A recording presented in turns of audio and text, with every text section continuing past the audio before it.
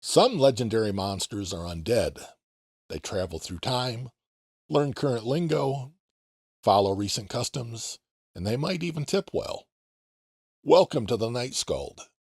Tonight's account comes secondhand from Dave, a 28-year-old high school history teacher who drives part-time for a ride-hailing service to make Christmas a little less tight for his family. Dave is the son of a childhood friend. His father and I met in kindergarten and have been close friends for over 50 years. Dave told me this with the same careful phrasing that he uses in class when a student asks a question that strays outside the textbook and the answer is very complex.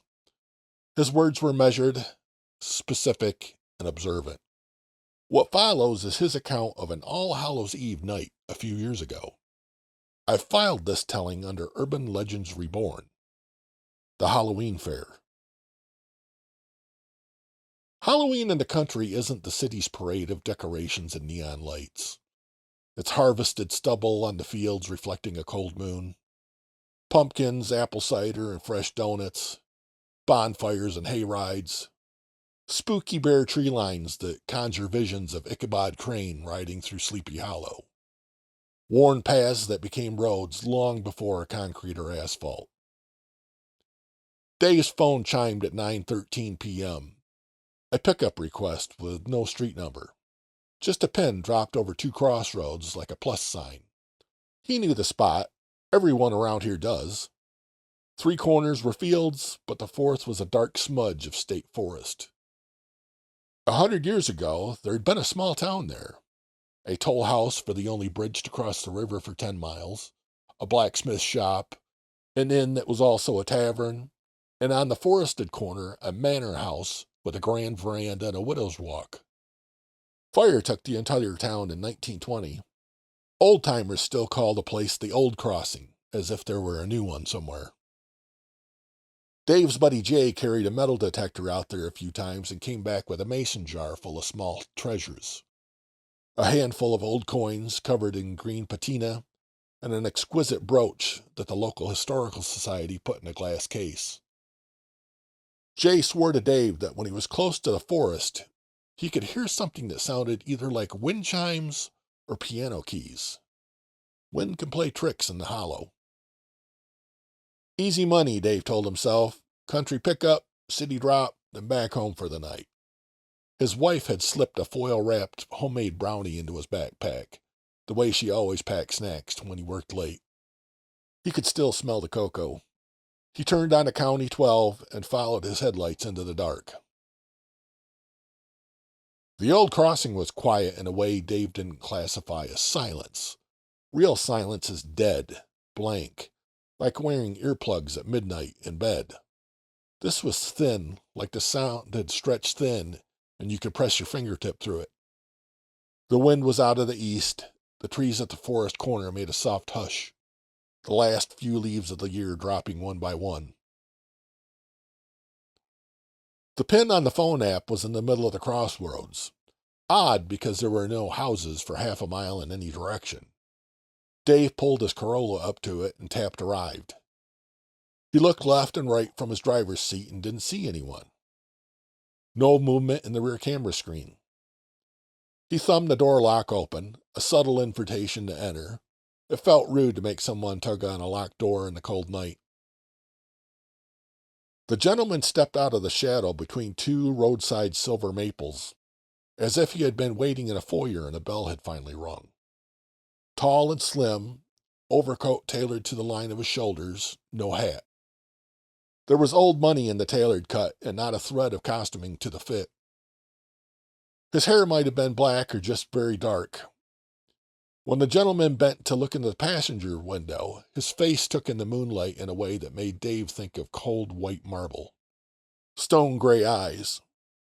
Dave thought the man looked dressed for a Halloween party, minus the fake fangs and the corn syrup blood. Dave cracked open the passenger window. "Good evening," the man said. The accent wasn't one that Dave could place with confidence. Slavic, maybe, mixed with highbrow. It carried the careful syllables of a person who learned English in a room with tall windows and a strict instructor. "You are David?" "Dave," he said automatically. Yes, sir. Where can I? The man smiled, and it wasn't the grin of someone playing at Halloween. It was warm and inviting. To the ballroom, please. The old one. In the city. He named it, and Dave had to rummage through his memory to match the word to the building. The gentleman entered the car through the rear passenger door as Dave conjured up the desired destination in his mind. The name wasn't the one printed on the banner that hung over the entrance now. It was a name from photographs, from an article that he used when he taught the class on the city's second boom. Oh, Dave said. Yeah, I know it. Thank you, the man replied, as he settled into the rear passenger seat and pulled the door closed with a slow, precise motion. Dave noticed that the air in the car had nipped colder, a clean smell with a tinge of iron and cloves. Not cologne, something like a linen closet that had gone unopened for months. Dave's hands found the steering wheel by muscle memory.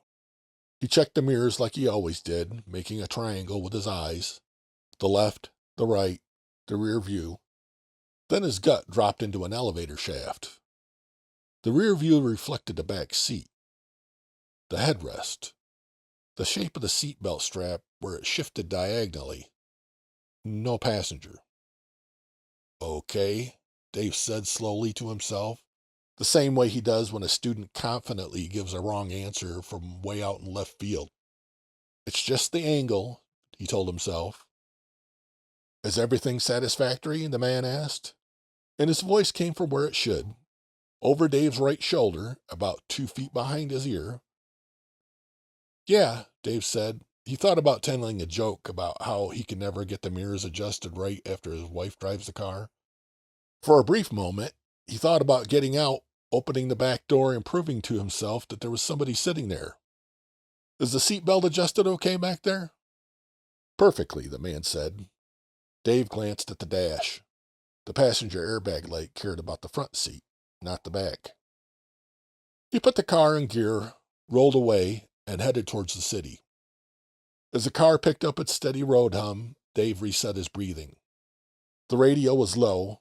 The local station had pivoted to spooky sounds of the 80s, and Michael Jackson's Thriller was barely audible. The irony was too much. Dave turned the radio off. I teach history, he heard himself say, as if explanations could ward off the prickling between his shoulder blades. High school, just a part-time driver, with a new baby. Congratulations, the man said, and even the syllable sounded like a hand offered across the dance floor. A blessing. Please allow me to congratulate your wife also. It suits you to work hard at this time of life. Dave laughed once, the way that people do when they're unsure if something was meant as a compliment. The road unspooled before him, yellow and white lines racing past the hood on either side. They passed pockets of fog that sat close to the ground like billowy sheep. In the rearview mirror, the back seat seemed to be waiting, but the bow of the seatbelt appeared to be cradling something. You were kind to come out for me, the man said. It is inconvenient to travel this way. Dave wondered, did he mean it was inconvenient for Dave to drive out to the Crossroads, or for the gentleman to travel by car? Dave sensed the gentleman's gesture. In my time, you had to wave a hand at a carriage, and there it was. Progress is so very clever.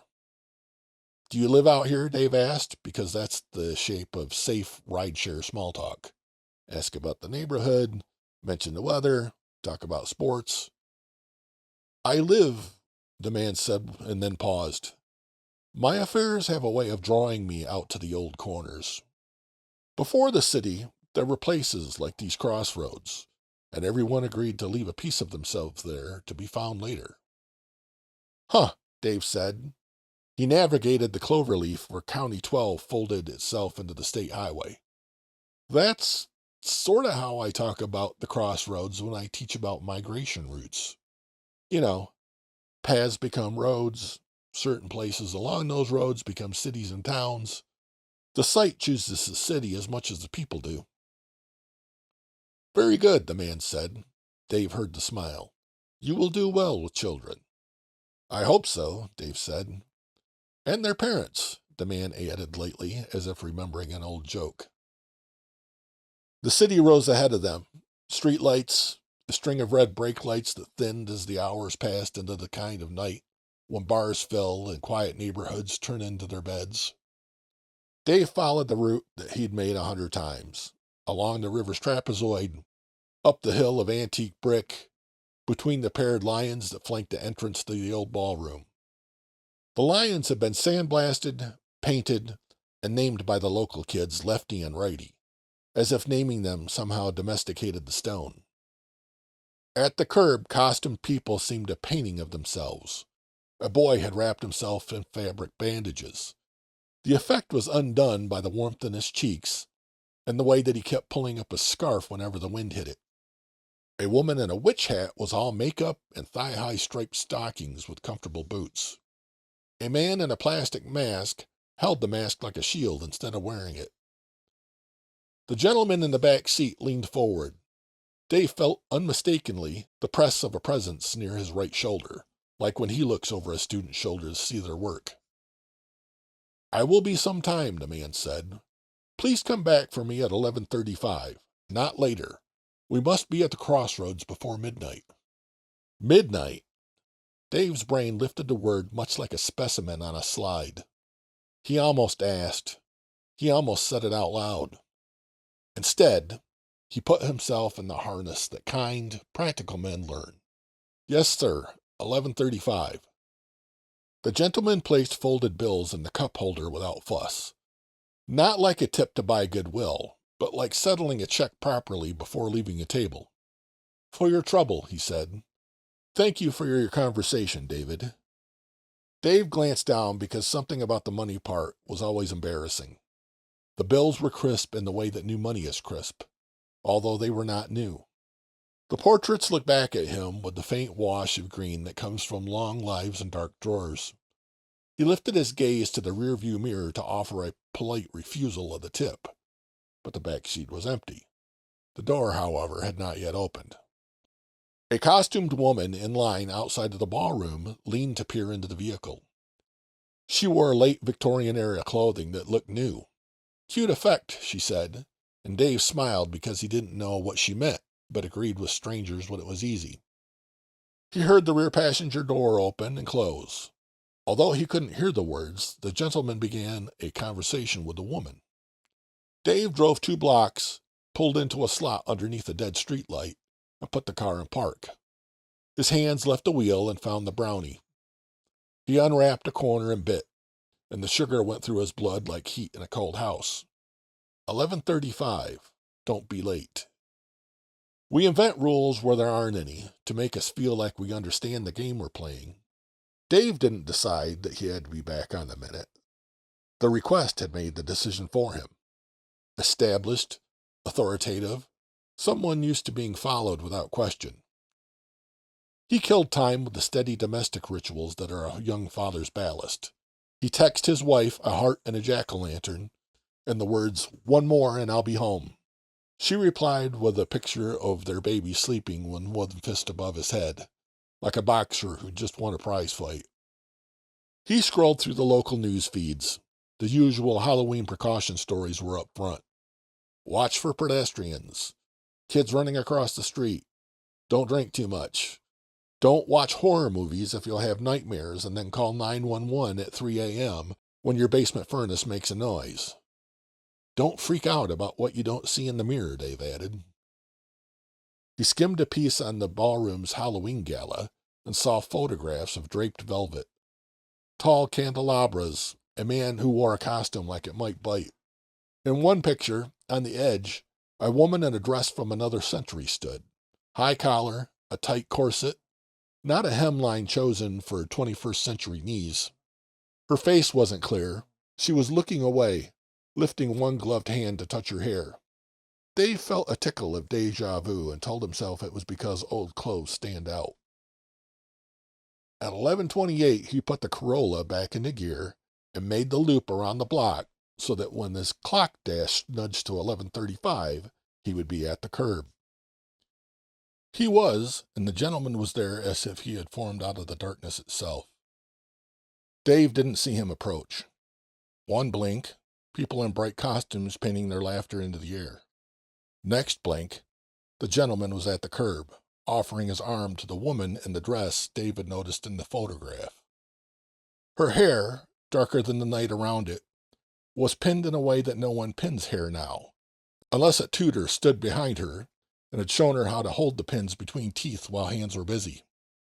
She wore a small hat tilted forward. A single long pin held it through her hair, just so. The hat's veil had a tear in it, as if it had been caught once on a nail. Dave popped the door locks. The gentleman opened the back door. He looked at Dave and made a slight motion with his head, the smallest bow a person can make and still have it be a signature of a time when bows meant something. "Good evening again," he said. "We are ready." The woman said nothing. As she adjusted her skirt to sit, the scent of her reached the front of the car. Roses left too long in a cold room. The water in the vase cloudy. Not rot, not sweetness. Like arrangements at a funeral home. Dave felt a sense of grief. "Beautiful costumes," he said, because that was the thing to say. It relieved the tension in his thoughts by pretending it was for play. Very authentic. "Thank you," the gentleman said. "It is easier when you do not have to try." The back seat's twin shadows slid into place. One that the mirror refused, and the other that seemed an old photograph come to life. Dave set his phone on the dash cradle. The digital clock read 11:36. His dash clock read 11:34.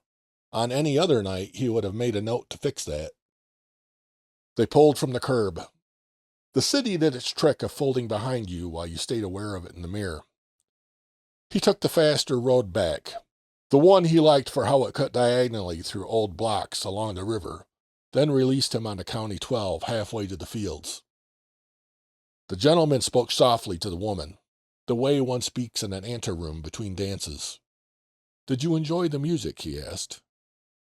She made a sound that might have been a word, or nothing more than a memory in time. "Do you remember the pavilion they built for the summer horticulture exhibition?" the gentleman murmured. "They kept the citrus trees there through a winter, so sharp it split the water pump like a ripe apple. I still remember the scent when they opened the doors in March." "They removed the pavilion in 1917, the woman said. Her voice had the flat authority of someone who had lived before he was born, and had not necessarily had a voice others honored at the time. "They said it was for the war effort. Timber, nails, other resources." "Yes," the gentleman said sadly. "And they built a factory over here to the right. And in that factory a girl caught her sleeve in a pulley and—" He stopped. When he spoke again, the softness had returned. "They do not keep pavilions the way they ought to." It seemed to Dave they were talking about his city, and yet not his city. About a place that existed under the one that he taught about and graded quizzes for. He shouldn't interrupt. He did anyway.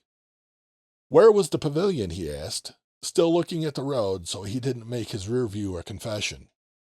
"I teach about the horticulture exhibition, but I didn't know that they kept citrus trees over the winter."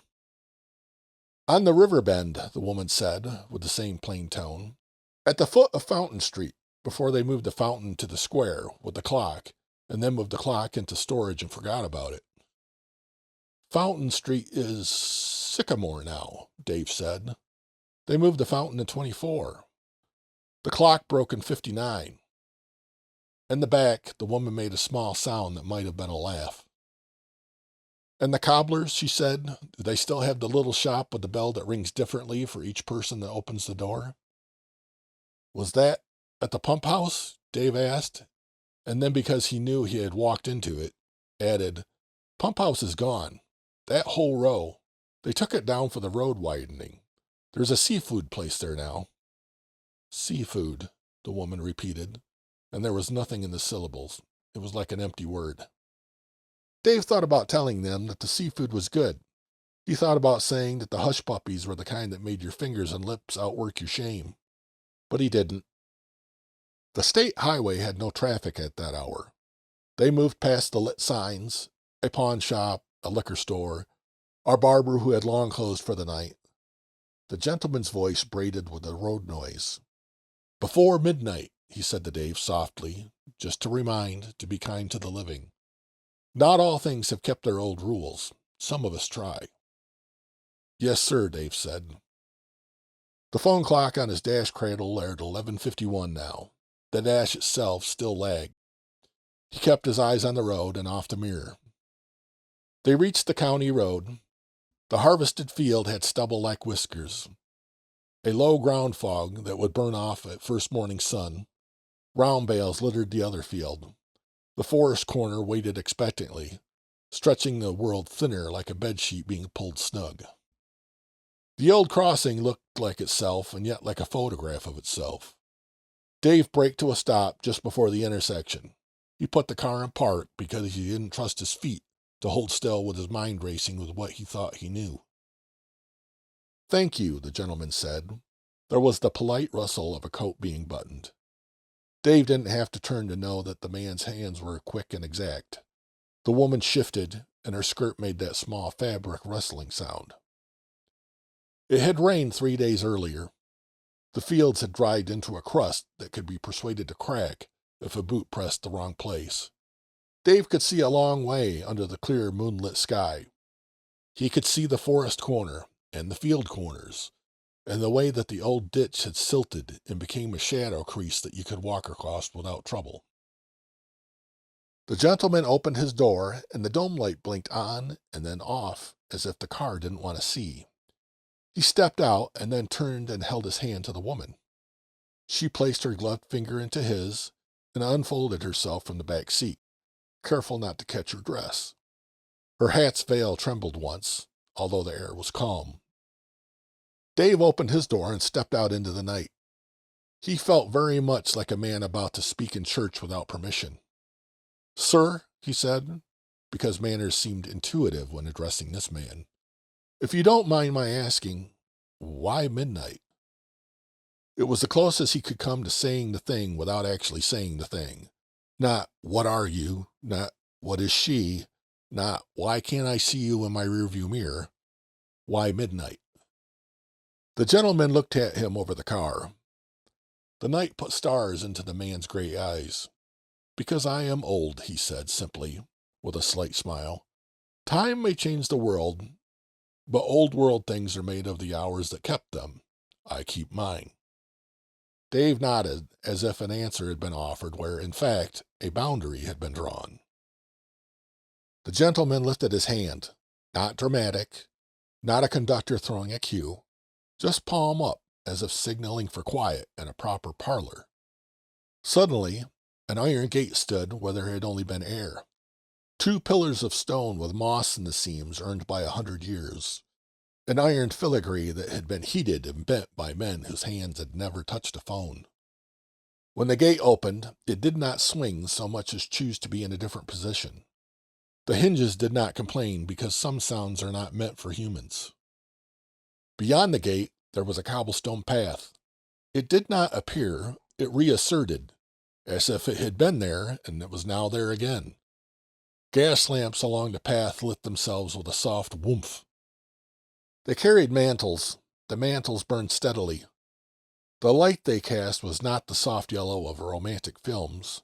It was the pale, cold, efficient light gas makes when it attends to its duty.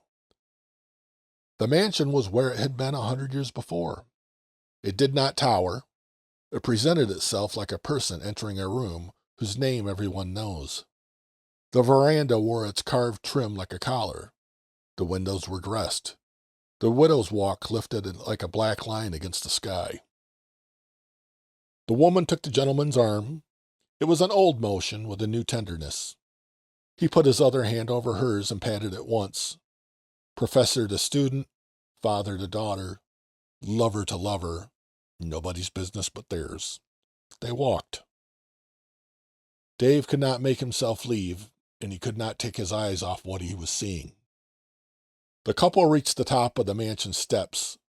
The front door opened, not to let them in, but because it had always opened that way, and it was pleased to find itself doing it again. The woman stepped across the threshold with the smallest lift of her skirt, so that the heel would not catch, a motion taught by mothers and aunts and practiced until effortless. She went inside. The gentleman turned to Dave and lifted his hand the same way he had when the gate appeared. Palm up, fingers together. Not a wave, something older. Something used when a wave would be silly or too familiar. A gesture that meant, you have been kind, you have been seen. Be as well as this world will allow. He turned and went in, and as the door closed, the house caught fire. There was no pause. There was no slow lick of flame finding curtains and then a crawl to the banister. The fire came like dragon's breath released, like a choir finding its crescendo. It was soundless and total. The gas lamps along the path did not falter.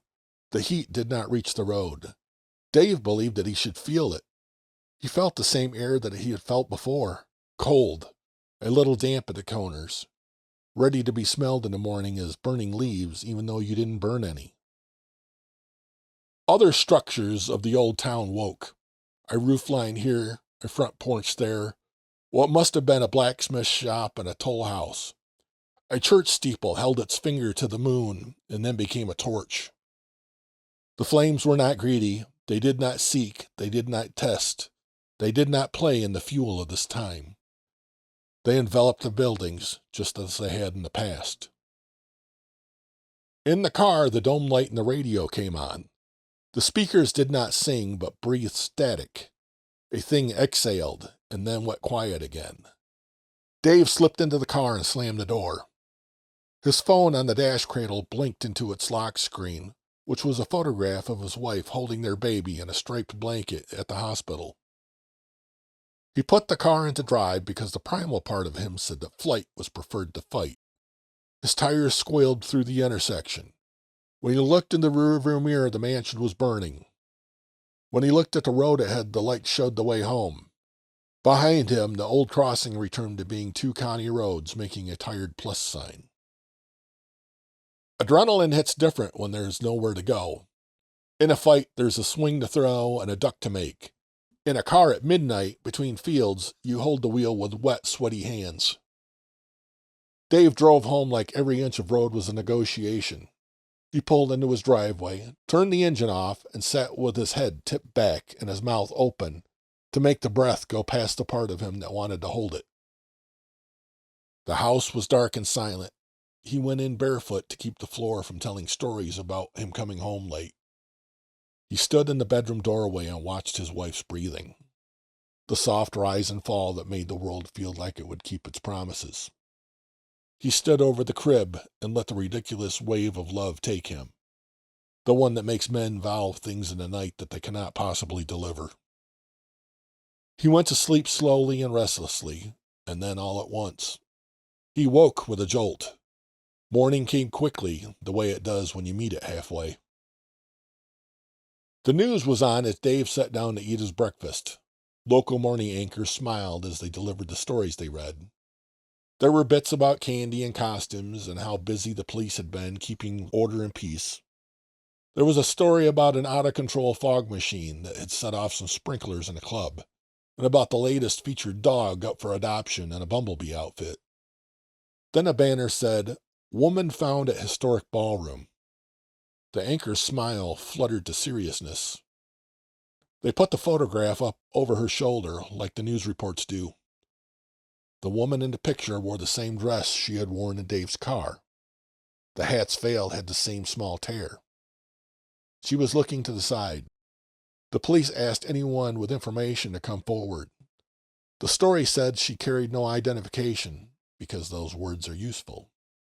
Then the phrase appeared to be drained of blood, yet they said nothing about the 2 neat wounds on the side of her neck. Dave turned the television off. He stood there a while. The news reminded him that last night was more than a dream. He drove out to the old crossing at daylight, hoping to see the stage of last night's performance without the set pieces. 3 corners of fields, 1 of woods. He parked the car with its nose pointed towards the forest. He got out and stood where the iron gate had been the night before. The ditch held candy wrappers and the arm of a broken pair of sunglasses. He could not see where the mansion had been, the foundation swallowed over the past century. No soot, no ruts, no prints. Nothing. Back into the car. The folded bills were still in the cup holder. He slid them out and counted them. 5 tens. The bills felt different. Linen dry and weathered. National currency printed across the top. He expected Hamilton. William McKinley stared back. Bill series of 1919. Dave told me a month later. We make of midnight what we need. For some, it's the end of the day. For others, it's the first second of the next day. For a few, it is a door that swings the other direction. Urban legends grow like ivy on old brick. We scour the mortar, point the gaps, and the ivy returns because it wants what it wants. A man in the country asks you to drive him to the city and back, and you do, because you're a decent person, and the app says 5 stars matter. He tips some bills from another time. He asks you to be on time, because old things are made of the hours that kept them. At the crossroads, the night remembers, and the door opens for people who can use it. Dave didn't break a rule or keep one. He made a choice other people make every day. Be kind, be on time, help a person get where they need to go.